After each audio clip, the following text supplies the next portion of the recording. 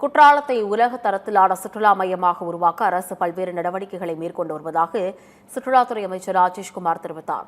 தென்காசி மாவட்டம் குற்றாலத்தில் நடைபெற்று வரும் சுற்றுலா வளர்ச்சிப் பணிகளை நேரில் பார்வையிட்ட பிற செய்தியாளர்களுக்கு பேட்டியளித்தார். குற்றாலம் உள்ளிட்ட அருவி பகுதிகளை சீரமைக்க இந்த நிதியாண்டில் புதிய திட்டம் அறிவிக்கப்படும் என்று குறிப்பிட்டார். தென்காசி மாவட்டத்திற்கென தனி சுற்றுலாத்துறை அலுவலகம் அமைப்பது தொடர்பாகவும் மேம்படுத்து குறித்தும் வரவிருக்கும் பட்ஜெட்டில் அறிவிப்பு வெளியாகும் எனவும் அமைச்சர் தெரிவித்துள்ளார்.